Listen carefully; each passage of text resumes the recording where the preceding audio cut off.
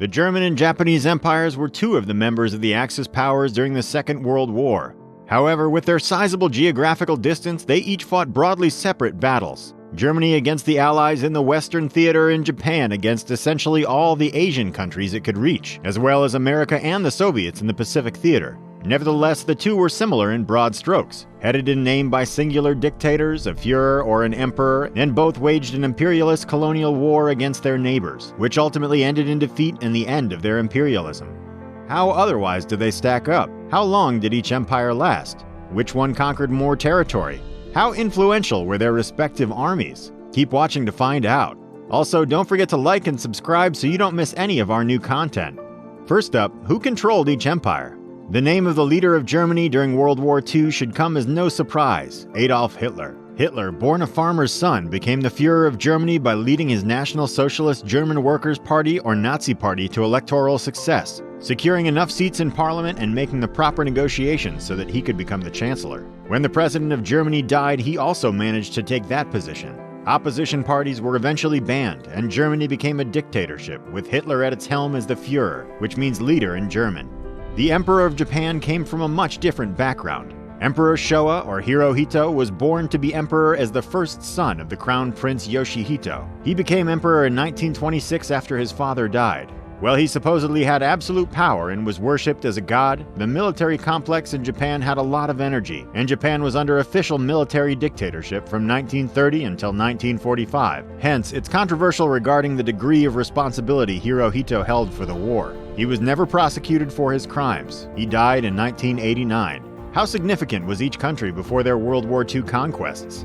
Germany had been significantly reduced following its defeat in the First World War and the imposition of the Treaty of Versailles. It lost 65,000 square kilometers of territory, all of its war gains and more. All of its overseas colonies in Africa and Asia were allotted to other colonial powers. The city of Danzig was taken out of German control. The provinces of Alsace-Lorraine returned to France. Some parts of Schleswig-Holstein returned to Denmark, and Poland was allotted large territories to give it access to the sea. Germany was carved up as the Allies saw fit. On the other hand, Japan had been much more militarily successful before World War I, though they were still a novice to the colonial game. As such, Japan held, as well as the main 4 islands of Japan, control over the Korean peninsula as well as half of Sakhalin Island. Next up, what was the area that each empire conquered at its peaks? The populations conquered? The Third Reich unleashed a brutal blitzkrieg across Europe and ended up occupying and conquering large swaths of the continent. Before the war, Austria and Czechoslovakia fell by annexation and political manipulation by the German Empire. The Germans would then go on to conquer Poland, Hungary, Yugoslavia, Ukraine, most of southern Russia, Belgium, France, Luxembourg, the Netherlands, Denmark, Norway, Greece, Italy after the fall of the Italian fascists, Monaco, San Marino, Lithuania, Belarus, and Estonia. An impressive amount of countries for a country limited to under 100,000 troops for many years under the Treaty of Versailles. This, however, pales to the vast amount of territories and peoples conquered by Japan. For example, Japanese held Thailand, the Philippines, Malaysia, Hong Kong, Singapore, French Indochina, present-day Laos, Cambodia, and Vietnam, the Dutch East Indies, now Indonesia, a significant portion of New Guinea, many Micronesian islands, and large parts of China, including all of Manchuria and much of the coast. What horrific crimes did each country commit? The Holocaust is probably the most well-remembered atrocity of the 20th century. But despite that, the atrocities committed by the Japanese regime are perhaps even worse. During World War II, Germany's concentration camps and ethnic cleansing programs killed approximately 10 million people, including 6 million people of Jewish descent and 500,000 Roma people. Additionally, it is thought that about 20 to 25 million people were killed overall by direct German actions. Throughout these, medical experiments were performed on unwilling subjects, such as Joseph Mengele, also known as the Angel of Death, who sewed pairs of twins multiple times. However, despite having no systematized ethnic cleansing system, Japan also had soldiers committing profoundly disturbing acts in its name. For example, in the city of Nanjing, there is the infamous Nanjing Massacre, in which around 300,000 Chinese citizens were murdered. Soldiers even engaged in contests to see how many people they could stab to death and were encouraged by the military regime to do so. Up to 20,000 people were also raped during this 6-week atrocity. Japanese soldiers would also reportedly toss babies in the air and catch them on bayonets as a pastime. The Japanese were responsible for around 30 million deaths, taking even conservative estimates. And though the German human experiments were terrible, the investigations of Japanese Unit 731 were perhaps worse, with 250,000 people passing through, many never exiting, and being used as test subjects for flamethrowers and hyperbaric chambers, as well as being the subjects of live vivisections. How long did the empires last? The modern Japanese Empire began in 1868 with the Meiji Restoration, ending the shogunate and restoring practical imperial rule to Japan. This would last until 1945, when Japan surrendered to America and was put under military occupation until 1947, when a new constitution was written. However, the position of emperor still exists today, though the emperor no longer holds any usable power. Ultimately, that era of the Japanese Empire lasted 81 years. The German regime was much shorter-lived. In 1933, when Hitler rose to dictatorial power, he declared the Third Reich the successor to the previous German Empire of the Kaisers and the Holy Roman Empire before that. The Third Reich ended in 1945 with the surrender of Germany to Allied powers.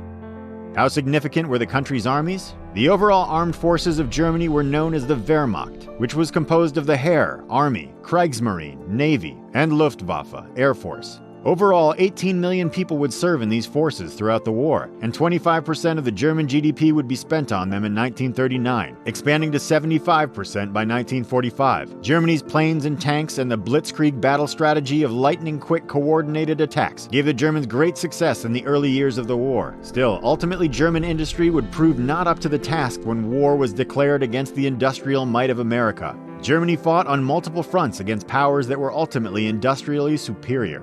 The Japanese army numbered 1.5 million at the start of the war and 6 million serving by the end. Due to Japan's significant territorial conquests, many were stationed defending them, especially on the Mongolian border where the Japanese worried about Soviet invasion.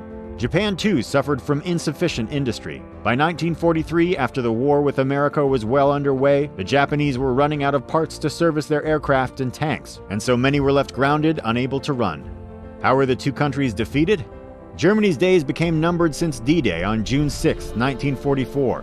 By summer 1945, forces from the west and east were pressing towards Berlin, and only the terms of defeat were to be decided. As Germany held on, throwing even child soldiers into the fray, often as guards, the Allies got closer and closer. Adolf Hitler committed suicide with the Red Army within earshot of Berlin, and that allowed his generals to surrender without conditions. So why was Japan defeated? By the summer of 1945, both Japan's Air Force as well as their Navy were all but destroyed. However, they were being extremely stubborn about not surrendering, so the Allies had been planning a full-scale naval invasion of Japan. It was estimated that this would be 10 times as bloody as the battle was on D-Day, so the USA opted to go with the newly invented atomic bombs. President Harry Truman gave the order to bomb Hiroshima. The blast killed roughly 80,000 people and wounded tens of thousands more. However, not even an atomic bomb would push the Japanese government to surrender unconditionally. It took a second atomic bomb on Nagasaki, which then killed another estimated 40,000 people and wounded an additional 25,000. So there you have it, the comparison of the Japanese Empire to Nazi Germany. Do you think the use of the atomic bomb was going too far? Don't forget to like the video, subscribe, and comment your thoughts below. Thanks for watching.